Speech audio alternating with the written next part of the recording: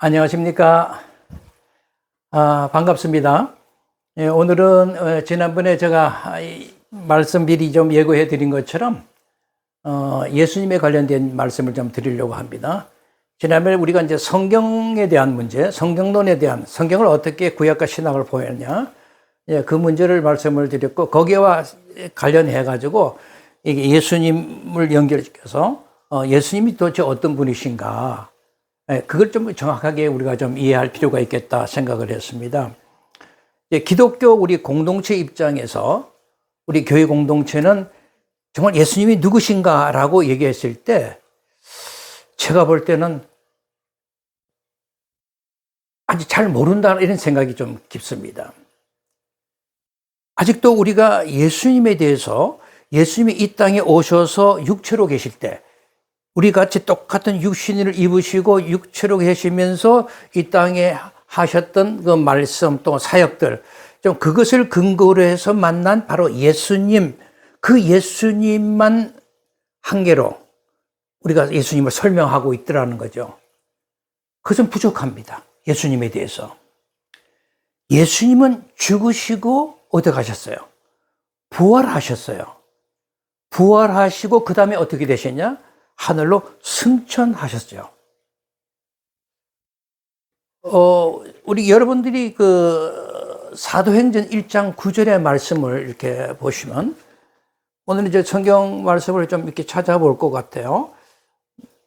사도행전 1장 9절의 말씀을 좀 이렇게 한번 보면요. 예수님께서 이제 이 땅에 계시고, 그리고 마지막으로 제자들에게 이런 말씀을 하시죠. 오직 성령이 너에게 임하시면 너희가 권능을 받고 예루살렘과 온 유대와 사마리아와 저 다 땅끝까지 이르러 내 증인이 되리라. 이렇게 이제 말씀을 하시고, 그 말씀을 마치시고 어떻게 하시냐면 저희들이 보는 가운데 올려가시니, 그죠? 승천하셨다는 거죠. 가셨더니 구름이 저를 가려 보이지 않게 하더라. 이런 말씀이었습니다. 자, 이 말씀을 보면은, 예수님이 이제 그렇게 내 증인이 되라 하고 나서 승천하시는 장면은 잘 설명을 했는데, 그 후에, 승천하신 후에, 그럼 이 하늘에 올라가신 예수님은 도대체 어떤 일이 일어났느냐? 여기에 대해서 설명이 없어요. 그죠?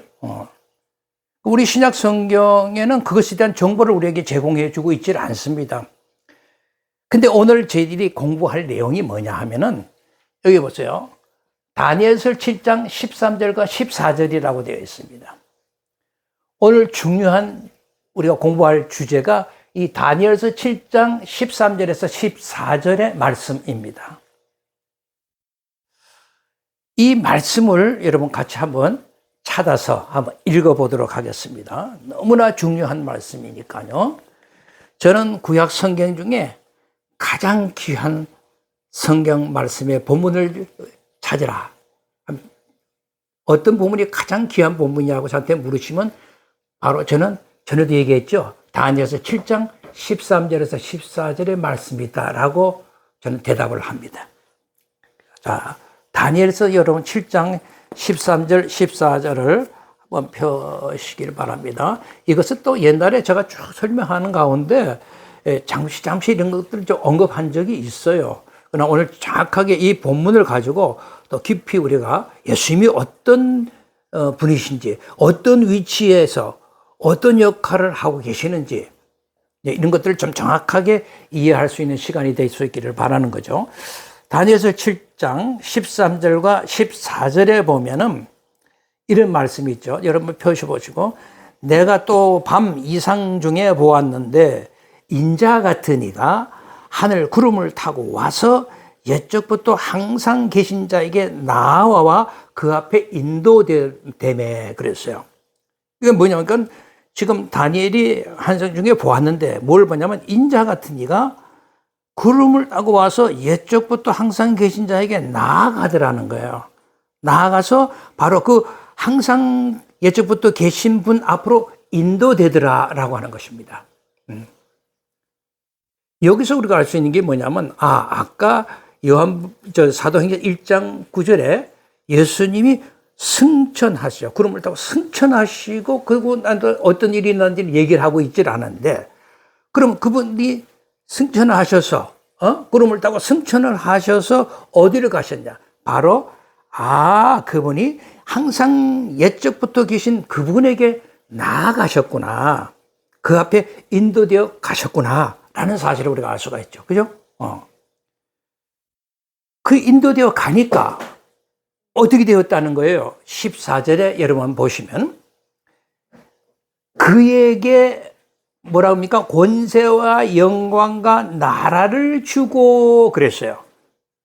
여기 뭡니까? 옛적부터 항상 계신 분이 바로 인자가 하늘에 승천하시고 당신 앞으로 나오니까 이제는 바로 그 인자 같은 이에게 어떻게다 당신이 가지고 있는 권세와 영광과 나라를 주고 이렇게 표현했어요. 그리고 이제는 어떻게 됐냐면 모든 백성과 나라들과 각 방언하는 자로 그를 섬기게 하였으니, 그를 섬기게 했다라는 것이죠. 나를 섬기지 아니라 이제는 이 인자 같은 이를 섬겨라 라고 얘기를 하고 있다고요. 그러면서 바로 그의 권세는, 그 인자 같은 분이 받은, 이 양이 받은 그 권세는 영원한 권세다. 절대로 옮기지 않는다. 그 나라는, 그가 통치하는 나라는 절대로 패하지 않는다라고 약속되어 있어요. 그러니까 사도행전 1장 9절에서 승천해서 올라가신 하나님이, 예수님이 어떻게 되었다라고 하는 사실을 우리가 이 본문을 통해서 확인할 수가 있잖아요. 굉장히 중요한데요. 자, 보세요. 다니엘서 제가 여기 중요한 단어를 써놨어요. 항상 예적부터 계신 분이 그 인자 같은 이에게, 그러니까 항상 계신 분이라는 것은 이제 성부 하나님을 말하는 것이고, 인자 같은 것은 예수님을 얘기하는 거니까요. 그 예수님 인자 같은 이에게 뭐를 물려줬다? 권세를, 권세, 권력, 이걸 다 넘겨줬다는 거죠. 영어로 하면 authority입니다. 강력하죠. 이것만 물려주는 게 아니라 영광까지도 물려줬다. 영광, 글로리 아닙니까? 그죠? 당신이 예적부터 항상 계신 분이 받은 모든 영광을 누구에게? 인자 같은 이에게 그 영광을 물려줬다는 것입니다. 넘겨줬다. 그리고 나라를 또 넘겨줬다는 거예요. 우리 이제 번역에는 나라라고 이제 이렇게 번역을 했는데 그게 원래 히브리어로는 여기서 뭐냐면 마르크입니다. 마르크. 이 히브리어 마르크는 영어로 번역하면 sovereign power예요. sovereign power. 통치권, 주권을 얘기하는 거죠. 그러니까 옛적부터 항상 계신 분이 그 인자 같은 이에게 뭐를 다 물려줬다? 당신이 원래 통치하고 계신 주권을 다 인자 같은 이에게 물려줬다는 것입니다. 놀라운 얘기 아닙니까? 그러니까 예수님이 이 땅에 계실 때의 그 위치하고 승천하고 나서의 예수님의 위치는 전혀 다르잖아요. 응? 성경이 그걸 증명해 주고 있잖아요.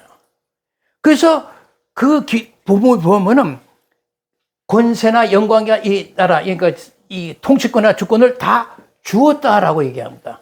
주었다. 이 히브리 그 예하브라고 하는 말인데, 예하브라고 하는 이 말은 무슨 뜻이냐면 handover라고 말입니다. 그러니까 예적부터 항상 계신 분이 손에 쥐고 있던 모든 것을 어떻게 해요? 인자 같은 이에게 핸드오버다 이렇게 넘겨주었다는 뜻이에요. 넘겨주었다. 양이 다 하신 거예요. 그러면서 그 14절에 보면은 모든 나라, 모든 백성들, 모든 각 방언하는 모든 자들이 어떻게 세계 모든 나라든 하여튼 누구를 섬겨라? 그를 섬기라는 것입니다. 그 인자 같은 이를 앞으로는 섬기라는 거예요. 당신에게 받던 모든 섬김이 바로 인자 같은 이에게 섬겨라라고 얘기합니다. 그 섬기다라고 하는 말이 히브리어로 이 펠라흐라고 합니다. 펠라흐. 그러니까 펠라흐라고 하는 말은 영어로 번역하면 월십이에요. 월십 한다고 예배, 경배, 찬양하면서 월십 하잖아요. 경배하는 거죠. 그러니까 인자 같은 이를 이제 경배하라는 거예요.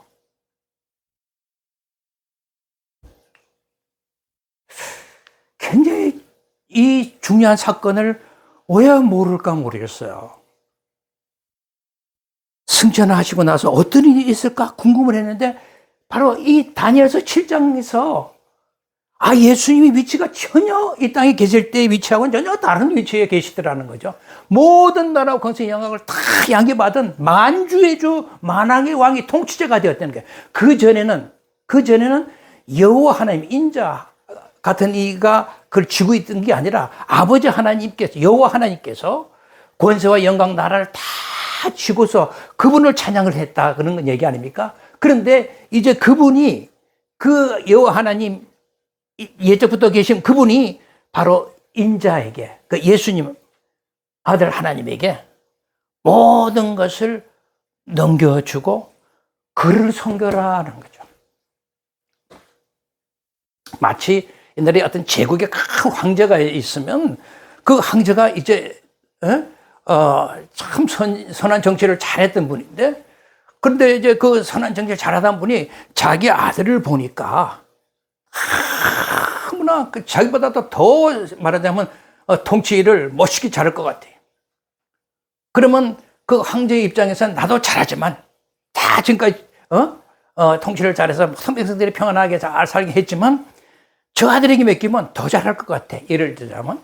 그래서 모든 것을 자기를 섬기던 자기가 가지고 있던 권세, 영광, 이 통치권 이런 것들을 다 아들에게 황태자에게 물려주고 자기는 뒷자리에 앉아서 황태자가 황제자에 올랐다라는 얘기하고 똑같은 얘기예요. 완전히 이렇게 재편됐죠. 근데 누구 중심이에요? 물러났는데도 여전히 물러난 사람 중심으로 그 황제 중심으로 정치를 할까요? 모든 백성들이 안 그렇지요. 그 물러난 사람은 이제 아니라 새로 황태자인데 황제가 됐으니까 그분 중심으로 모든 것이 이루어지는 거죠. 그분이 통치권을 가지고 있잖아요. 통치권이라는 것은 결정적인 의사를 그분이 할 수 있다는 거 아닙니까? 도장을 찍을 수 있다는 거잖아요. 그분이 하시는 거예요. 그러니까 예수님의 위치가 전혀 이렇게 달라졌다는 걸 잘 몰라요. 그냥 예수님은 그냥 이 땅에 오셔서 그저 우리의 죄를 짊어지시고 그리고 십자가를 지시고 죽으시고 우리의 죄를 다 대속하시고 그리고 하늘에 가신 분이야. 그냥 그렇게만 알고 있다면은 예수님을 이건 30%도 못 알고 있는 거예요.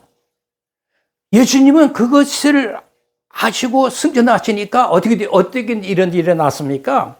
하늘에 악한 존재들, 사탄 마귀가 그 비롯한 모든 존재들이 다 내어 쫓기는 거예요. 왜? 그분이 그 권세를 쥐고 그 악한 세력을 다 내어 쫓아버렸어요. 그래서 악한 세력, 사탄 마귀가 모든 악한 세력들이 쫓아내져서 이 땅에 떨어졌어요.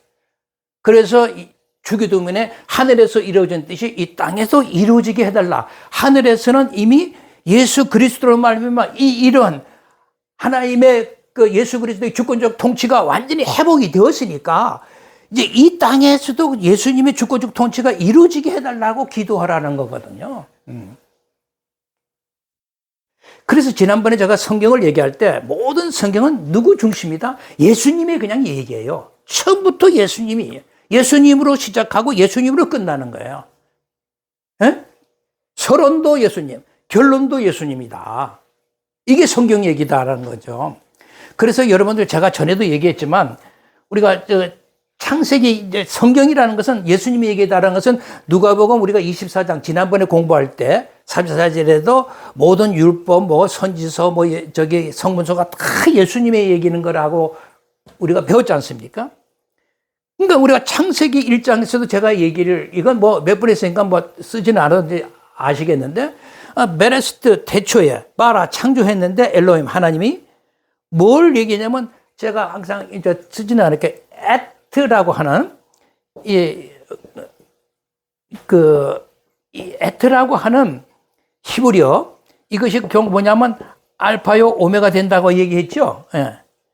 그러니까 에트 하샤마이 그 하늘 이렇게 되어 있고 베트 하레츠 그 땅 그렇게 되어 있단 말이죠. 근데 우리 한국에는 그냥 천지 하늘과 땅 그렇게 번역을 했는데 그게 아니라 그라고 하는 지시대명사가 있어요. 그게 이 에트인데 이 에트가 헬라어로 하면 알파요 오메가란 말이죠. 여러분 그 계시록에서 1장 8절에 뭐라고 했습니까? 나는 알파요 오메가다라고 밝힌 분이 누구예요? 예수님이죠. 그죠? 그러니까 창세기 1장 1절설에 벌써 이 만물의 시작과 끝이 되신 바로 이 알파와 오메가 되시는 이 에트가 되시는 바로 예수 그리스도가 땅과 하늘 사이에 그리고 처음과 끝 사이에 모든 것의 창조의 주체가 되신다라고 하는 것을 창세기 1장 1절에서 벌써 이미 시작을 했다니까요. 근데 이 사실을 유대인들은 발견하지 못하고 깨닫지 못한 거예요. 근데 신약에서 예수님이 승천하시고 이 만왕의 왕으로 이제 다시 이렇게 등극하시고 양위를 받았으니까 등극하시고 이제 그분이 이후에 그 예수님의 제자들은 예수님이 이런 분이셨구나라는 걸 깨닫게 된 거죠. 예수님이. 그래서 우리가 신약 성경에 그랬으니 우리에게 굉장히 중요합니다. 이제 구약 성경만 가지고 있는 유대인들의 입장에서는 그건 믿지도 않습니다. 그들에게는 지금도 여전히 만왕의 왕, 만주의 주는 누구다? 여호와 하나님이에요. 예수님은 그 옆에 찾을 수가 없는 거죠. 근데 신약과 구약을 함께 동시에 가지고 있는 우리 기독교 입장에서는 예수님이 오늘 이 본문의 말씀대로 예수님이 승천하시고서 모든 것을 양해 받으셨으니까 그분이 이제 만왕의 왕이시고 만주의 주가 되신다라고 하는 것이죠. 그러니까 이제는 예수님이 말하자면 황제 자리에 올랐어요. 만왕의 왕, 만주의 주로 등극하셨기 때문에 만물이 어떻게 다 옛날에 여호와 하나님 중심으로 모든 것이 통치되고 중심으로 이루어져 갔지만 지금은 예수님 중심으로 재편되어서 통치되고 있다라고 하는 것을 깨달아야 된다는 거예요. 저는 이거 모르면 안 됩니다. 예수님이 어떤 분이신지를 정확하게 아셔야 돼요. 그래서 창세기 1장 1절에서부터 우리가 예수님이 그렇구나라는 걸 이렇게 깨닫게 되는 거 아닙니까? 그러니까 그런 점에서 우리 기독교들은 말이죠. 구약에 머물러 있으면 안 돼요. 구약만을 가진 유대교 입장에서 반드시 벗어나야 돼요. 구약 시대에 머물러 있으면 안 된다는 거예요. 그러니까 여호와 하나님이 만물을 통치하는 것에서 이제 예수님이 다 그를 양해 받으셔가지고 예수님이 그 만왕의 완주의 주로 만왕의 왕으로 이제 등극하시니까 모든 것이 재편되는 거죠. 그래서 예수님의 제자들은 그걸 깨닫기 시작한 거예요. 그래서 요한복음 1장 1절 3절을 보시면 그래서 이런 표현은 그 당시 유대사에서는 있을 수 없는 표현인데 하고 있는 걸 보세요. 요한복음 1장 1절에서 3절입니다. 다 메모를 좀 이렇게 해놓으세요. 그러면 태초에 말씀이 계신다는 거예요. 말씀이 계신다. 그가 태초에 하나님과 함께 계셨는데 만물이 그로 말미암아 지은 바 되었다라는 거예요. 그러니까 모든 주체가 그예요. 인자 같은 바로 예수 그리스도예요. 지은 것이 그가 없이 된 것이 하나도 없다. 이것은 그 당시 유대 사회에서는 도저히 있을 수 없는 표현들이라니까요. 근데 그걸 제자들은 깨닫는 것입니다. 그래서 예수님의 또 특별히 이렇게 선택받은 제자가 또 한 명 있죠. 바울. 신약 성경은 거의 사도 요한하고 사도 바울이 다 쓴 책들인데 골로새서에 보면은 골로새서 1장 16절입니다. 그것도 좀 메모를 해 놓으세요. 보면은 만물이 다 그로 말미암고 그를 위하여 창조되었다라고 얘기를 해요. 정말 유대인 입장에서는 하나님으로 말미암고 여호와를 위하여 만물이 존재하는 것인데 신약 성경에 와서 제자들은 그게 아니라 만물이 그로 말미암고 그를 위하여 창조했다는 거예요. 판타디 아우트카이 에이스 아이트 에크티스타이라고 그러는데 그를 위하여 창조되었다. 엄청난 얘기죠. 어떻게 제자들은 그렇게 예수님을 바라보고 예수님의 위치를 전혀 달라졌다는 것을 깨달은 거죠.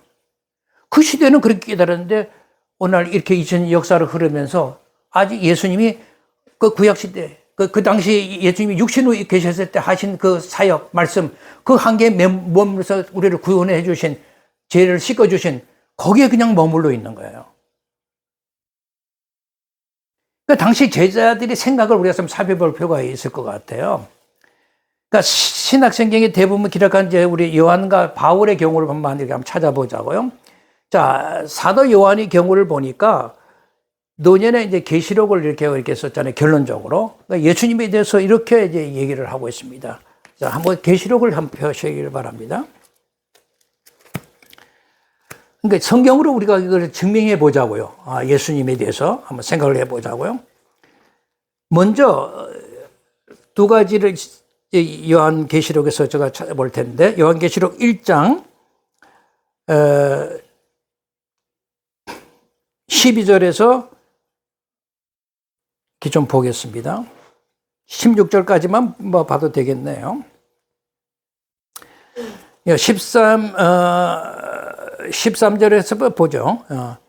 계시록 1장 13절에 보면 촛대 사이에 인자 같은 이, 이제 인자 같은 이가 등장하죠. 인자 같은 이, 예수 그리스도를 말합니다. 인자 같은 이가 발에 끌리는 옷을 입고 지금 사도 요한이 그런 모습을 예수님이 그런 모습을 본 거예요. 발에 끌리는 옷을 입고 가슴에 금띠를 떼었어요. 그리고 그 머리털의 희가 막 양털처럼 희고 눈 감고 그의 눈이 불꽃 같더라는 거예요. 그의 발은 풀무에 달려난 빛난 주석 같고 그의 음성은 맑은 큰 물소리 같이 났고 그 오른손에 7뼈리 있고 그 입에선 좌우에 날쌘 검이 나오고 그 얼굴은 해가 힘있게 비추는 것 같더라. 그러니까 모든 자들이 다 내가 보니까 그 발 앞에 엎드려져서 죽은 자 같이 되더라. 이렇게 표현을 해요. 그러니까 보세요. 예수님은 대선지자이시고 대제사장이시고 만왕의 왕이시란 말이죠. 지금 이런 표현들이 다 그 만왕의 왕 대제사장이신 그분의 표현이 우리가 정확하게 이게 읽을 수가 있잖아요. 그의 눈에 불꽃 같다는 표현, 그 발이 달려난 빛난 주석것 같다는 것, 그 음성의 말소리가 이런 것은 만주의 저 만왕의 왕에 대한 이런 표현으로 쓰이는 거죠. 그러니까 사도 요한은 예수님을 그런 분으로 보기 시작한 거죠. 그러니까 그때 유대 사이의 사람들은 도저히 생각할 수 없는, 근데 그는 그걸 본 거예요, 한성 중에. 그리고 5장으로 한번 넘어갈까요? 5장으로 넘어가서 5장 11절에서 한번 보겠습니다. 14절까지 보면은 자, 예수님이 어떤 위치에서 어떤 분이신가를 이제 설명을 하는데 내가 또 보고 들으매 보좌와 생멸들과 장로들을 둘러선 많은 천사의 음성이 있는데 그 수가 만만천천이라. 그냥 그 보좌와 생물들을 둘러선 그 천사들의 그 소리가 막 울려 퍼집니다. 그 수가 만만천천이라고 그랬어요. 그래서 어떤 소리를 그들이 찬양을 하냐면은 죽임당하신 어린 양이 능력과 부와 지혜와 힘과 존귀와 영광과 찬송받기에 합당합니다 라고 소리칩니다. 여러분 이게 있을 수 있는 얘기예요? 어떻게 여호와 하나님이라는 만왕의 왕 만주의 주가 계신다면 어떻게 이 항태자인 그 아들 하나님에게 이렇게 어린 양에게 능력과 부와 지혜와 힘과 존귀와 영광과 찬송받기에 합당하다라고 얘기할 수가 있을까요? 있을 수가 없는 일이죠. 이것은 예수님의 위치가 그렇게 양해를 받으시고 모든 것이 예수님 중으로 재편됐다라고 보지 않으면 절대로 이런 표현을 쓸 수가 없죠. 그죠? 네. 모든 것이 이제는 어린 양에게 찬송받기에 영광과 찬송받기에 합당하도다 라고 얘기를 하신다고. 이걸 왜 모를까요? 그러면서 이 바다 위, 하늘 위나 땅 위, 땅 아래, 바다 위, 그 가운데 모든 만물에게 뭐라고 얘기냐면 보호자에 앉으시고 어린 양에게 찬송과 존귀와 영광과 능력이 세속도록 있으라라는 거예요. 그러니까 보호자에 앉아 계시는 여호와 하나님을 가리키고, 어린 양 예수 그리스도가 할 때 이 예수 그리스도에게 동일하게 찬송과 존귀와 영광과 능력이 있기를 원한다라고 지금 얘기를 하고 있어요. 여러분, 만약에 여호와 하나님이 그냥 항태자로, 황제로 그대로 만약에 만주의 주로 그냥 계신다면은 이런 표현을 쓸 수가 없죠. 어떻게 항태자가 그 옆에 앉아가지고 이런 영광을 같이 받아요? 그러니까 예수님의 제자들은 예수님이 어떤 위치에 올라가셨는가를 아는 거예요. 다니엘서 이 예언이 사건이 예수로 이루어졌다는 걸 그들은 안 거예요. 그러니까 이런 표현이 가능하다는 거예요. 바울의 경우는 어떻게 할까요? 자, 바울의 경우를 한번 찾아보죠. 빌립보서 5장을 한번 찾아보겠습니다. 빌립보서 2장이네요. 2장 5절에서 11절의 말씀. 네. 자, 빌립보서 2장 5절에서 11절도 좀 메모를 해 놓으시고요. 자, 보면 예수님의 제자인 바울은 예수님을 어떻게 생각했냐면, 너희 안에 이 마음을 품으라. 꼭 그리스도 예수의 마음이다. 여호와 하나님의 마음을 품으라. 이렇게 얘기하고 있질 않아요. 예수 그리스도의 마음이다. 그는 근본 하나님의 본체에 있는데 하나님과 동등됨을 취할 걸 여기지 아니하시고 자기를 비워서 종의 형체를 가져 사람 모양같이 되었고 사람 모양으로 나타나심에 자기를 낮추시고 죽기까지 복종한 십자가에 죽으심이라. 이렇게 표현하면서, 그러므로 하나님이 어떻게 했냐면 바로 그를 예수 그리스도를 지극히 높여 모든 이름 위에 뛰어난 이름을 주었어.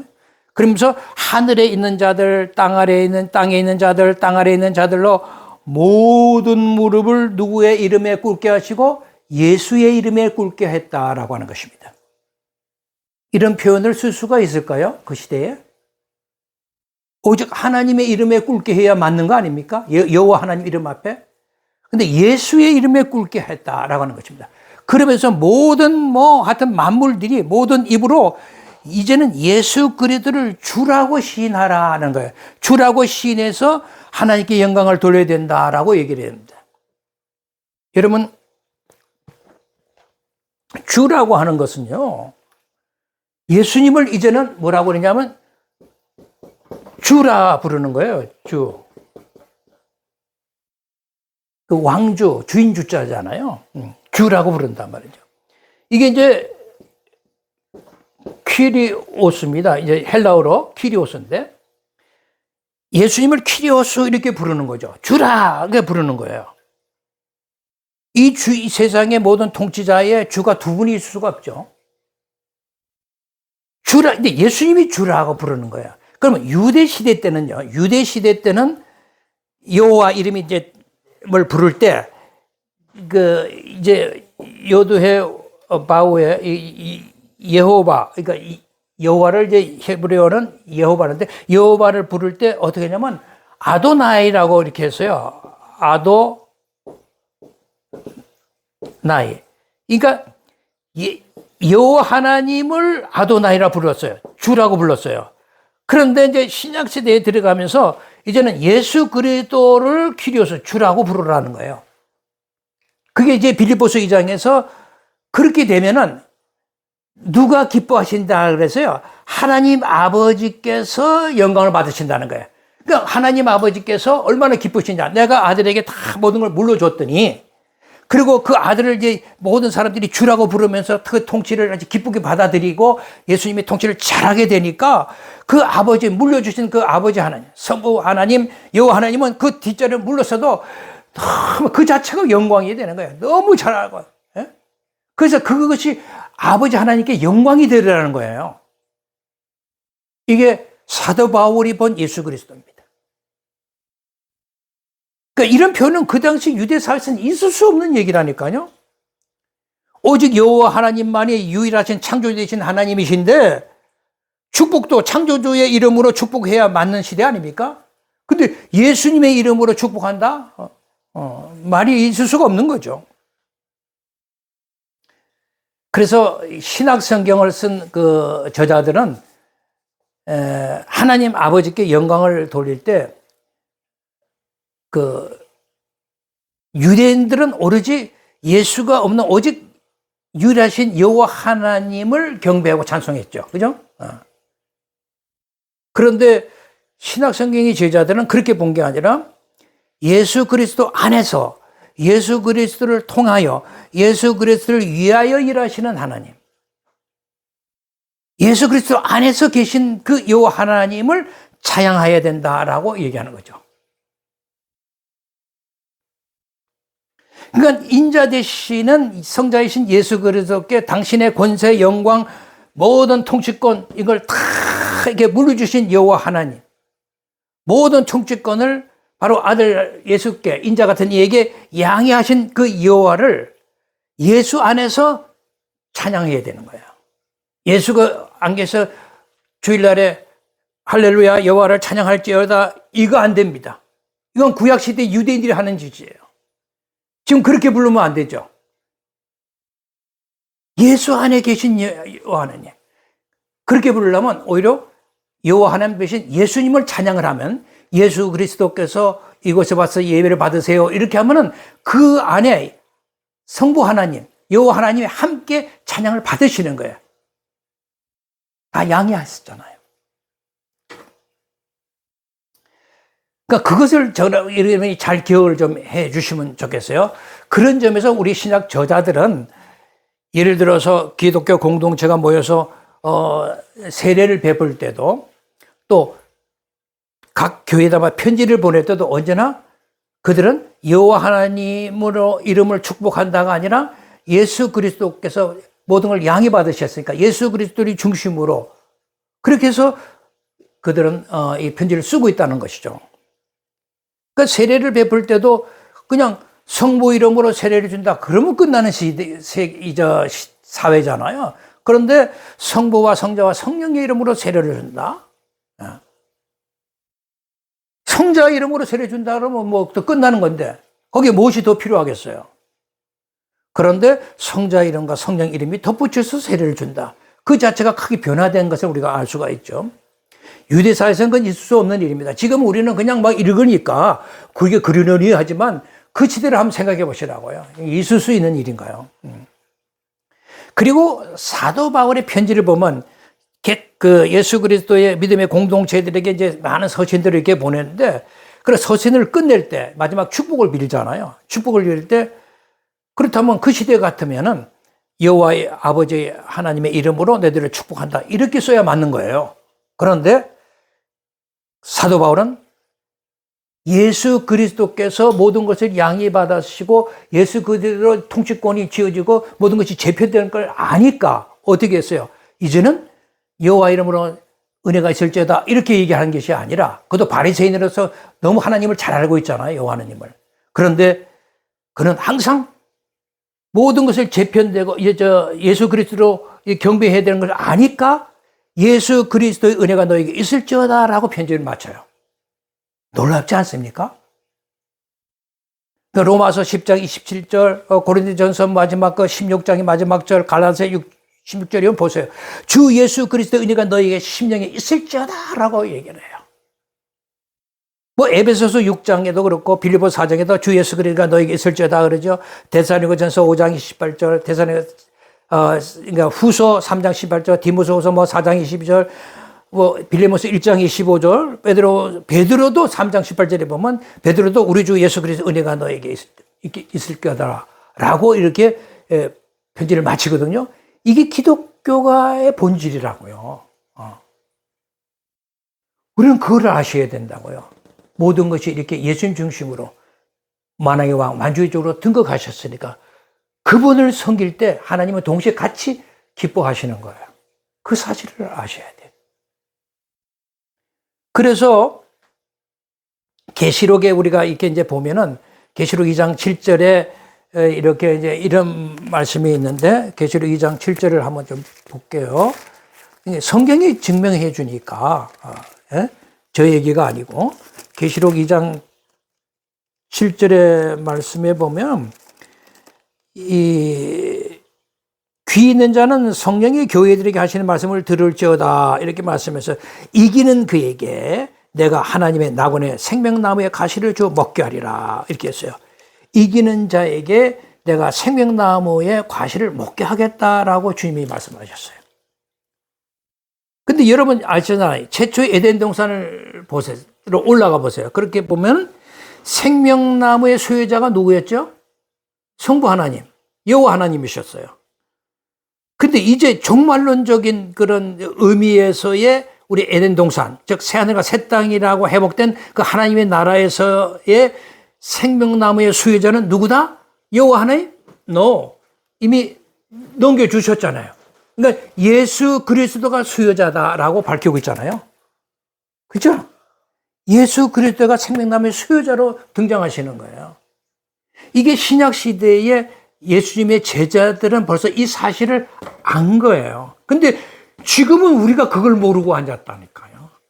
나를 위해서 구속해서 죄를 씻어주신 예수님, 이 땅에 계실 때 예수님이 했던 거기에 묶여져 있어가지고 예수님이 승천하셔서 만왕의 왕 만주리 등극하시고 지금 통치하고 했다는 이거를 왜 이해를 못하냐는 거죠. 저는 이 사실에 대해서 한국교회에게 강력하게 이거를 여러분들 가르쳐야 된다라고 요구하는 것입니다. 맨날 구원받은 거 은혜에 뭐 감사합니다. 이거 눈물 질질 흘리게 해서는 안 돼요.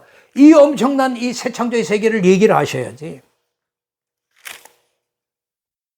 그러니까 이런 변화가 왜 일어났냐면 바로 아까도 얘기했지만 다니엘 7장 13, 14절에 예언된 하나님의 나라 권세 이런 모든 통치권이 예수 그리스도 인자에게 다 양이함으로써 그 인자 같은 이가 만왕의 왕으로 등극하셨기 때문에 일어난 변화란 말이에요. 그러니까 우리가 예배드리면서 하나님 아버지 아니죠. 하나님 아버지 그럴 때는 아들 하나님은 없잖아요. 그러나 아들 하나님이신 예수 그리스도를 찾게 되면 거기는 같이 아버지도 함께 영광을 받으신다고 그랬잖아요. 그러니까 예수 그리스도로 재편돼야 돼요. 근데 여전히 우리는 거기에 머물러 있잖아요. 물론 예수님이 이 땅에 오셔서 하늘에 계신 우리 아버지여 이렇게 이제 기도하게 가르쳤으니까. 그러니까 그것 때문에 그런 것 같은데 그건 아니죠. 그건 예수님이 이 땅에 육신으로 입고 계실 때 당신의 위치가 만왕의 왕 만주의 주로 등극하지 않으실 때에 우리에게 기도를 이런 식으로 그럼 하늘에 계신 아버지여 이렇게 가르치지 어떻게 가르치시겠어요? 그때가 아니에요. 지금은 예수님이 승진하시고 모든 것을 양이 받으신 입장이니까. 그러니까 하나님 아버지를 찾는 게 아니라 이제는 재편받고 이분을 우리가 인자 같으니 예수 그리스도가 만왕의 왕 만주의 주로 섬기면 여호와 하나님은 같이 그냥 기뻐하신다는 걸 꼭 기억하시기를 바라요. 정말 우리 교회가 이걸 놓치고 있는데 빨리 좀 깨닫는 순간이 오기를 저는 바라요. 이러한 오해가 온 것이 지난번에 이제 성경관에 대해서 얘기를 했잖아요. 성경에 대해서 오해를 했기 때문에 그런 거라고요, 이게. 그러니까 우리가 이제 잠깐 말씀드리면 구약 성경이나 신약 성경 66권 우리가 모두 경전을 받아들였지만 그러나 우리 기독교 입장에서 구약 성경과 신약 성경이 가지고 있는 권위가 다를 수밖에 없다는 걸 말씀을 드렸잖아요. 똑같은 권위를 가지고 있는 것은 아니라고요. 유대인들 자기들이 가지고 있는 경전을 권위를 따로 뒀다고 얘기했잖아요. 성무서보다는 선지서보다는 율법서가 가장 귀한 거로 권위를 두고서 있단 말이죠. 그 우리도 마찬가지로 구약 성경, 신약 성경인데 어떤 것이 귀하겠어요? 구약 성경이라는 것은 과정이고 약속이고 성취로서 나타난 결론적인 예수 그리스도가 더 권위가 있을 수밖에 없잖아요. 그걸 지난번에 제가 성경관 얘기할 때 말씀을 드렸잖아요. 그러니까 신약으로 들어가는 뭔가 성생 역할을 했다는 게 구약 성경이라고요. 유대인들이 어떻게 생각하든. 그리고 제가 히브리서 그 8장 7절에서 그래서 첫 언약에 흠이 있었기 때문에 새 언약이 올 필요가 있었다라는 얘기를 또 말씀을 드렸고, 그래서 첫 언약이라는 것은 새 언약이 왔으니까 이제 낡아지는 것이고, 낡아지는 것은 새하고 없어지는 것이라고 그 히브리서 기자는 8장 13절에 심지어 그렇게까지 제가 얘기를 이렇게 했다라고 말씀을 드린 바 있지 않습니까? 그러니까 과정으로서의 경전인 구약보다는 성취로서의 신약은 더 권위를 가질 수밖에 없는 거라는 거 꼭 기억하시고, 그러나 그 권위의 차이는 분명히 있지만 구약과 신약으로 된 우리 성경 전체로 통하여 예수 그리스도 안에서의 재창조의 관점에서 우리가 성경을 읽어야 되니까 우리가 구약을 우리가 기억에도 생각을 해야 되기도 하죠. 자, 그렇게 하시면은 오늘 제가 얘기하고자 하는 것을 정확하게 여러분들이 이해하셔야 될 거예요. 아, 이제는 모든 것을 예수님이 중심으로 재편되었구나. 모든 것을 양해 받으셨구나. 예수님이 만주의 주, 만왕의 왕이시구나. 그분이 우리의 주가 되시는구나. 이제는 그분을 부르세요. 그러면 여호와 하나님은 같이 기뻐하신다니까요. 근데 이분을 찾지 않고 그냥 여호와 하나님을 찾으면 이분은 쓰지를 못하는 거예요. 그런 우리 예배가 돼서는 안 된다는 것을 제가 강력하게 얘기 드리는 거예요. 그리고 제가 이제 오늘 그 말씀을 좀 마치기 전에 그 다니엘서 그 7장 우리가 13절에 잘못된 표현이 하나 있습니다. 잘못된 표현이 하나가 있는데 여기 보세요. 여기 보면 여러분들이 여기에 신약 성경을 읽든 구약 성경을 읽든 이렇게 뭐 하늘 구름을 타고라는 번역을 만나면 그 타고라고 하는 번역이 잘못된 번역이라는 거 꼭 기억해 주세요. 이건 지난번에 제가 성경을 얘기하면서도 말씀을 이제 드린 바 있는데 또 한번 제가 좀 강조를 이제 좀 근데 그러니까 여기에 하늘 구름을 타고 할 때 그 임아나네라고 하는 히브리어인데 임이라고 하는 말, 아나네는 이제 구름이라는 말이고 뭐 다시 안 쓰겠어요. 임이라고 하는 말인데 이 임이라고 하는 말이 지금 우리 성경에 뭐라고 번역을 했다? 타고라고 번역되어 나타난다는 거죠. 이거는 임이라고 하는 말은 타고가 아니에요. 타고가 아니고 임이라고 하는 말은 이 헬라에서는 어떻게 보냐면 메타라고 합니다. 메타라고 하는 이 번역은 결국 뭐냐 하면은 영어로 번역하면 함께라는 말입니다. 그러니까 아까 구약 성경 이제 다니엘서에 임아나네 할 때 그 임을 어떻게 번역했다? 타고라고 번역했는데 타고라고 번역하면 안 되고 함께라고 번역을 해야 된다라는 것입니다. 예? 그러니까 우리 한글 번역은 제가 자꾸 얘기하지만 중국 한자 성경을 이렇게 번역하면서 그 영향을 받아가지고 이렇게 오역돼서 번역이 된 거예요. 거기서 타고라고 이렇게 해가지고 임이라고 하는 것은 절대로 임 안 하네. 절대로 이렇게 메타, 함께라고 하는 의미다. 그러니까 구름과 함께 오신다라는 거죠. 그러니까 신약 성경에 예수님이 구름 타고 뭐 올라가셨다. 그거 아니에요, 구름과 함께. 언제나 그것이 그 신약 성경은 메타입니다. 그 구름과 함께가 메타니까 with라는 거다. 함께라는 거 꼭 좀 기억해 주시면 좋겠어요. 우리가 중국 성경 번역 영향을 받아서 그래. 우리가 한문 성경을 번역을 했거든요. 그러니까 예수님을 뭐 지난번에 얘기했지만 서유기에 나오는 거 손오공처럼 뭐 구름 타고 막 활동하는 얘기가 아니에요. 그렇게 희화하시면 안 돼요. 예. 그리고 제가 분명히 이거 한 가지만 더 말씀드리고 있는데 여러분이 꼭 알아야 돼요. 구름이라고 하는 성경적 의미. 지난번에 잠깐 말씀을 드렸는데 구름이라고 하는 것은 성경에 딱 나오면은 어떻게 여러분이 생각하시냐면 신적 임재를 표현할 때 쓰는 걸 꼭 기억하세요. 그러니까 영으로 임재하시는 하나님의 권세나 영광을 나타낼 때 사용되는 단어다라고 기억하시면 돼요. 그래서 제가 말하는 게 뭐냐면 출애굽기 16장 10절에도 보면 이스라엘 백성이 강에서 먹을 게 없으니까 막 원망하는 소리를 막 해요. 그러니까 하나님이 그 소리를 들으시고 여호와 하나님이 들으시고 임재하세요. 그들에게 임재하실 때 여호와의 영광이 구름 속에 나타나더라. 그러니까 여호와의 영광이 어떻게 구름 속에 나타나는. 그러니까 구름이라고 하는 것은 하나님의 영광에 드러낼 때 꼭 쓰이는 표현이라고 하는 거죠. 그리고 역대하 5장 13절 14절에도 솔로몬이 성전에서 봉헌식 하잖아요. 성전을 다 건축하고 봉헌할 때 여호와의 전에 구름이 가득한지라 그래요. 구름이 가득한지라 역대하 5장 13절 14절의 말씀입니다. 여호와의 전에 성전에 구름이 가득한지라 세상에 구름을 위하여 능히 서지 못하더라. 그러니까 이는 여호와의 영광이 하나님의 전에 가득하더라 하는 거예요. 그러니까 성전에 구름이 가득하다라는 표현을 다리 어떻게 표현하냐면 성전에 여호와의 영광이 가득하다라고 표현해요. 그러니까 구름이라고 하는 것은 하나님의 영광을 드러내는 표현이라는 것을 대부분 알 수가 있죠.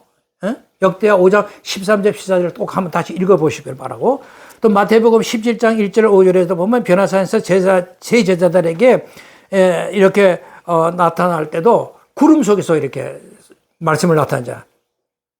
그러니까 구름 속에서 그냥 오셔서 얘기하셔도 되는데 구름 속에서, 이게 구름이라는 표현은 그런 영광 가운데 이제 음성이 들리는 거예요. 내 사랑하는 아들이고 내 기뻐하는 자 너희들은 앞으로 저의 말을 들어라. 저 예수 그리스도의 말을 잘 들어라.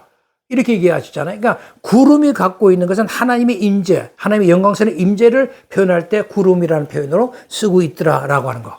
그러니까 구름을 타고 간다. 뭐 이런 식으로 이 잘못된 번역에 얘기하면 속으시면 안 돼요. 예? 이걸 잘 기억하시면 좋겠어요. 그래서 오늘은 이 마태복음 다니엘서 7장 13, 14절이 말하고 있는 바 예수님이 그 부활 승천하시고 어떻게 되신 분인가. 예? 그 위치를 정확하게 알고 그분이 가지고 있는 지위, 그분이 통치고전자로서 모든 것이 재편되어 있다는 사실을 깨닫고 이제는 모든 것을 예수님 중심으로 여러분 기도하시면 여호와 하나님은 뒤로 물러나셨어도 더불어 기뻐하시고 찬양을 받으신다라고 하는 사실을 꼭 기억하고 예수 중심으로 고백하시기를 바랍니다. 그러면은 만사 오케이입니다. 오늘은 이것으로 강의를 마치도록 하겠습니다. 여러분, 다음에는 제가 이제 또 요한계시록 강의를 다시 이어서 시작하도록 하겠습니다. 다시 만날 때까지 여러분 안녕히 계십시오.